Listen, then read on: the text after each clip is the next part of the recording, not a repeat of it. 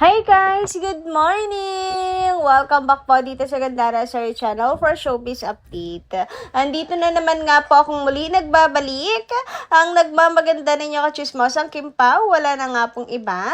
Ang lokaret na si Gandara SRU upang magatid sa inyo ng latest update and fresh happenings patungkol kina Kim Chiu and Paolo Avellino. And para nga sa umagang ito, ang tatalakayin natin at pag-uusapan na mayroon pong kinalaman mga Kim Pao dito sa success ng tour nila Kim and Paolo na kung saan at ang request ni Paolo Avellino agad pong dininig ng Panginoon. Grabe yon.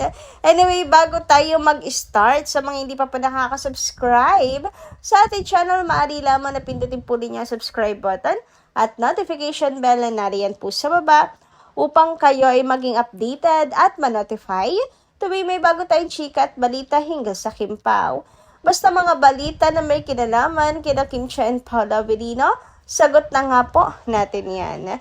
And unahin na nga nating pag-usapan ngayong umagang ito ang Shakira ng Pinas. Hoy, si Chinita Princess mga kakimpaw kung saan ay super pretty mga kakimpaw, sobrang ganda. As in, daming nagpatunay na talagang sobrang liit ng mukha, ang kinis, ang puti, ang ganda. Sabi nga dito, the Grace View. Ayan, andito pa din ako kay Kim Chiu. Ayan, how can she be this beautiful and so fit? Naku, mapapatanong ka na lang talaga. Paano siya naging ganyan kay Diyosa, mga kakimpaw? Ayan, ang liit-liit ng mukha niya. I told my husband she can be mistaken as Korean. Hoy, yan yung sinasabi ko sa inyo. Matagal na. Talagang pang yung beauty ni Kimi, di ba? Talagang pwede makipagsabayan sa mga Korean actress. And maliit pala talaga ang mukha ni Chinita Princess, mga kakimpaw. So, mapagkakamalan pala talaga si Chinita Princess, mga kakipi. And yung katawan niya, pang K-pop idol, mga kakimpaw. Diba? So pretty, so sexy. Ayan. Thank you so much sa pagbabahagi, Madam Grace. Ayan. Follow nyo po yan siya dyan sa X, mga kakimpaw. And eto nga yung shot niya. O, diba? Napaka-pretty. Diba? Sobrang ganda ni Chinita Princess. Parang Koreana nga talaga. Tingnan nyo yan. Pak na pak. Sobrang ganda. Papasana all ka na lang talaga. Yan po ang gandang bumihag sa puso ni Paolo Avellino. Hoy! Anyway, dumako naman tayo dito sa success po ng world tour nila Kim and Paolo. Kung saan, ayan nga, congratulations sa buong team. Sa bumuo ng show na to, nasa likod ng camera at nasa harap ng camera. Ayan, technical teams and all na. Sabi nga dito ni Hey Purple, ayan, follow nyo rin po yan siya. Teamwork makes the dream work. A special shout out to the entire #Love Kim Pao World Tour team. Completing 4 out of 4 successful shows captures the hard work everyone put in, both on stage and behind the scenes. Congratulations, me, Paolo Avellino, and at Prinsesa Chinita. Ayan na nga mga ka-KP. Sa lahat ng talagang bumuo po ng napaka-successful show nila Kim and Paolo. Thank you so much.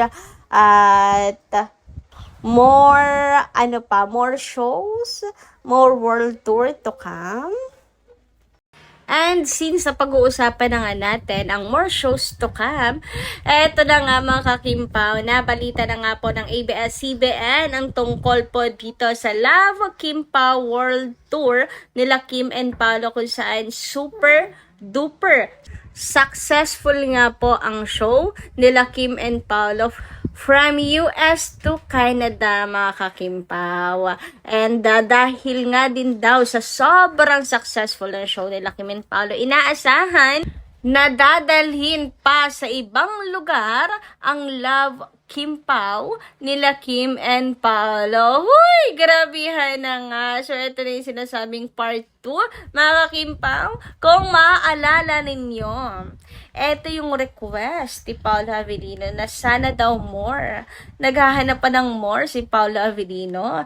Diba? Gusto atang libutin ang buong mundo kasama si Kim Chu. So, ayun na nga mga ka-KP. Nakakaloka kasi nga, 'di ba, ang bilis tinggin ni Lord ang request ni Paolo Avellino.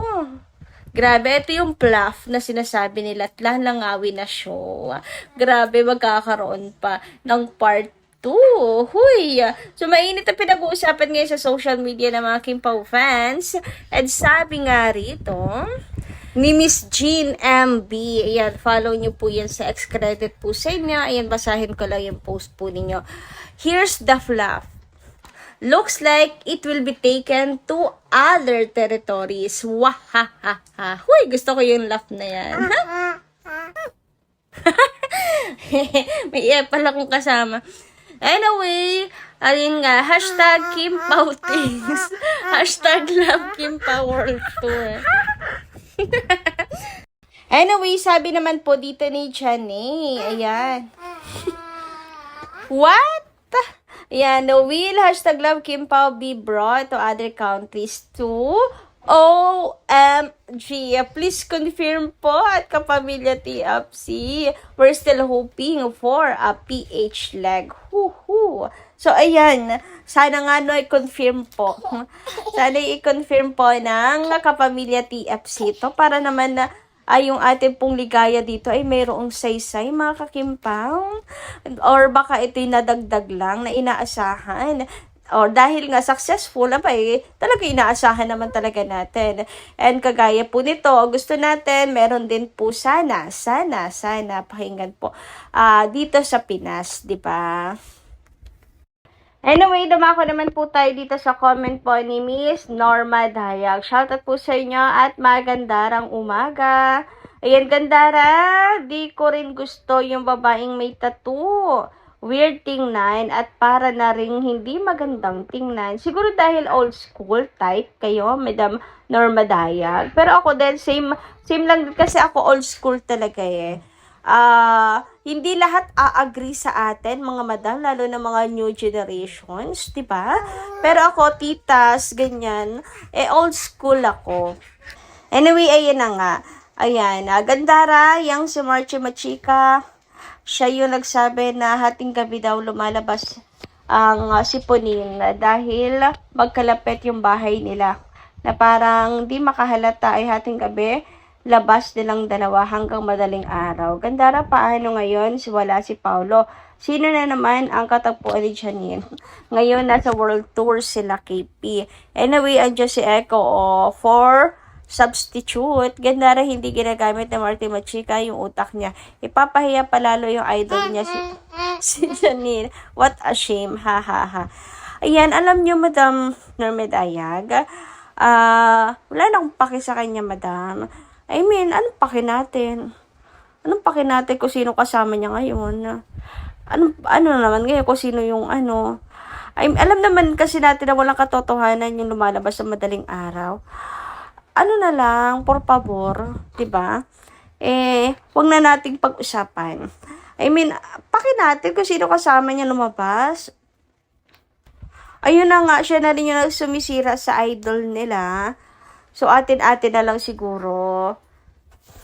Pang GC na usapan na lang, madam, 'di ba? Focus po tayo dito sa Kim Pao's World Tour. Basta umamin na sila Kim and Paolo, kaya yung mga haka-haka na yan na madaling araw lumalabas ay hashtag fake news. Okay?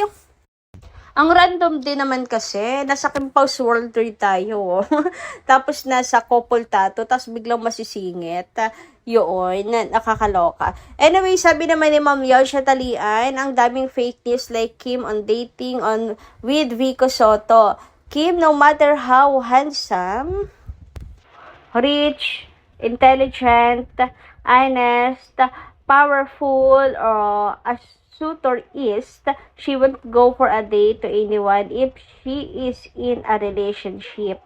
She is honest, loyal, and respect a relationship unless is betrayed and cheated on that current relationship. Kaya nga mga madam. Pero okay din si Mayor Vico Soto ha. Yun nga lang talagang si Kim po pa rin ang may hawak ng desisyon, mga kakimpaw. Anyway, hanggang dito lang po muna tayo. Maraming salamat po sa inyong pakikinigan. Kita kasi pumuli sa mga susunod natin, chika. Maraming salamat at ingat po kayo palagi.